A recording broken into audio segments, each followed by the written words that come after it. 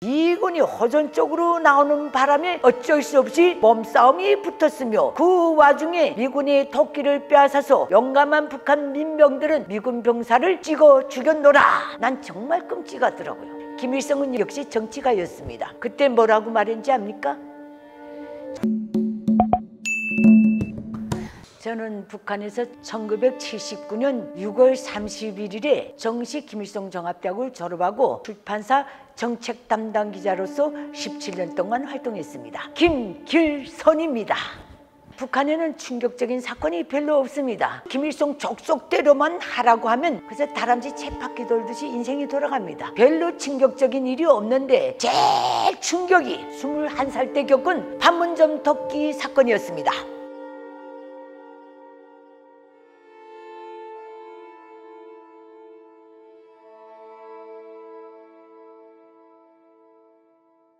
그때 우리 집은 평양시 평천구역 공남동에서 살고 있었습니다. 저는 그때 김일성 종합대학 2학년생이었습니다. 내가 TV로 본 기억이 납니다. 제일 먼저 판문점 덮기 사건이 일어났다고 아침부터 TV에서 떠들대요. 아니 벙벙했어요. 뭐야, 미군이 찍었다는 거야, 인민군이 찍었다는 거야. 그것도 판가름이 잘 안 나더라고요. 결국 놓고 보니 간 병사들이 덮기로 그 판문점 근무하던 미군 병사들을 덮기로 찍어주겠다 하더라고요. 반미 감정으로 세뇌될 때라 거기에 대해서 동정을 못했습니다. 미국 놈은 덮어놓고 나쁜 줄 알았습니다. 그때 종합대학 강당에 학부별로 앉혀놓고 인민군대 자원 입대하는 혈서를 다 썼습니다. 난 정말 끔찍하더라고요. 제일 앞에 먼저 나간 충성분자들이 이렇게 되고 쫙 뜯고 나가서 자기 그 이름이 찍힌데 혈서로 사인했습니다. 우리는 햇병아리였습니다. 21살짜리가 뭘 알겠습니까? 달달달달달 떨면서 나오라는 피는 그 순간엔 안 나오더라고요. 뜯었는데도. 그렇게 해서 다 사인을 했습니다. 그리고 그 과정에 서약한 남자들은 입대해 나갔습니다. 사건에 대해서는 그 후에 이렇게 저렇게 나오는 거 보니까 제가 북한에서 들은 얘기입니다. 판문점 공동경비 구간에 누름나무지가 하나 큰 거 있는데 미군이 북한 측과 토론도 안 하고 그 나무를 일방적으로 가지치기 한다는 명분으로 들어와가지고 찍어내노라. 그래서 북한 측의 민병들은 그거를 말리느라고 나갔다가 미군이 호전 쪽으로 나오는 바람에 어쩔 수 없이 몸싸움이 붙었으며, 그 와중에 미군이 토끼를 빼앗아서 용감한 북한 민병들은 미군 병사를 찍어 죽였노라. 우리는 이렇게 알고 있었습니다. 후에 알고 보니 미루나문지가 어간에 있는데 너무 무성해서 남측에서 북측 초소에 대한 감시가 굉장히 힘들었던 것 같습니다. 잘 관리해서 평화를 유지하자고 했는데 김일성 족속의 군대인 민경들은 그런 식으로 도발을 걸었던 것 같습니다. 가뜩한 미군 병사를 도끼를 찍어 주겠는데 그걸 평양에 앉아서 김일성, 김정일이 걔를 영웅 칭어주고 칭찬하고 이런 거 나오면 미군이 가만히 있겠습니까? 그래서 북한의 작태에 너무 화가 났는지 미군 쪽에서 불도저인지 뭔지 갖고 와서 건너팀만 아무를 아예 뽑아버렸다고 북한에서 그렇게 들었습니다. 작전 이름이 볼버니온이었다고 하는데 나무 하나 베는 것도 작전명이 있는 거 미국 멋있습니다. 제7함대에 서서 미드웨이급 항공모함 순양함 5척이 동행하는 거랍니다. B-52 전략폭격기 북한에서 계속 뜨던 말입니다.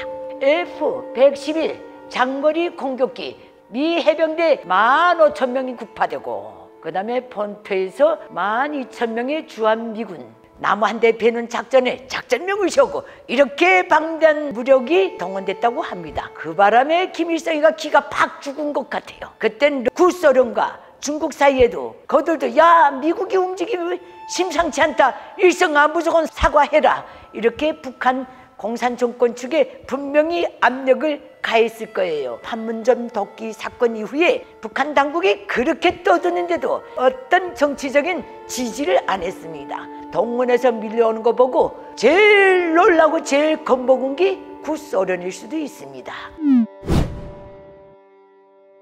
그리고 판문점 덮기 사건을 계기로 다시는 쌍방이 서로 그런 불미스러운 순간에 촉발될 수 있는 이런 상황은 막아야 될 필요성을 느꼈는지 유엔군 쪽하고 북한 측이 경계를 더 뚫었지 찍고 명확하게 하는 조치를 취했다고 하더라고요. 그때 미국이 만약에 전쟁으로 나온다면 미군 병사가 죽었는데 우리도 미국 나가야 됩니다. 우리 전쟁 준비 만만입니다. 서희 무력부 장성들은 다 이렇게 말했는데 김일성은 역시 정치가였습니다. 그때 뭐라고 말했는지 압니까? 남조선에 미군이 단 한 명이라도 주둔해 있으면 우리는 전쟁을 못한다고 딱 말했어요. 그래서 우리가 남조선 해방의 부동의 목표는 남조선에서 미군을 철수시키는 것이라고 말했어요.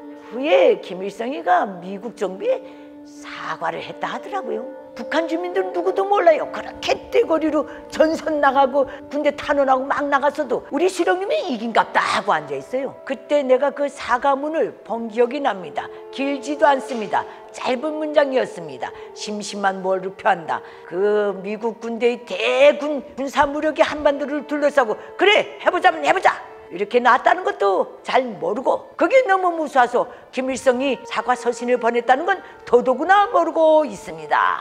이런 역사적 사실을 김일성 족속은 절대 북한 주민들에게 상세히 얘기를 안 해줘요. 그것도 군사 비밀이라고. 오직 우리한테 알려준 거는 미군이 자기네 시야가 가린다고 하면서 아주 합의도 없이 남 하나를 찍어 넘기는 바람에 그거 한 거 했더니 미국이 호전 쪽으로 나와서 민병들이 미군을 찍어주겠다. 미제는 이렇게 악랄한 놈들이다. 언제든지 이런 사태가 벌어질 수 있으니 만반의 전쟁 준비와 반미 사상의식을 철저히 가지라. 우리한테 알려준 적이 없습니다. 이 판문점 도끼 사건 21살 땐가 이 도끼 사건을 맞았습니다. 군수부문, 핵부문, 국방과학부문 정책 담당 기자로 일하면서 저는 느낀 바가 하나 있습니다. 전쟁 야망과 전쟁의 불질을 좋아하고 그것을 꼭 필요로 하는 것은 김일성 족속이로구나. 이건 틀림없이 알았습니다. 미국이 왜 쳐들어와? 저 녀석만 가만히 있으면 미국은 신경도 안 써. 북한 주민사회 6.25 전쟁 참전자들이 그렇게 말하더라고요. 그래서 오늘 한반도 이 모든 상황이 미국이 원인도 아니고 대한민국도 원인이 아닙니다. 김일성 족속의 범죄 야망의 원인이 있습니다. 김일성 족속의 핵은 반드시 포기시켜야 하며 대량 살상 무기에 들어가는 대륙간 탄도미사일, 중거리 미사일도 국제적인 대북 봉쇄로 반드시 끝까지 포기시켜야 합니다.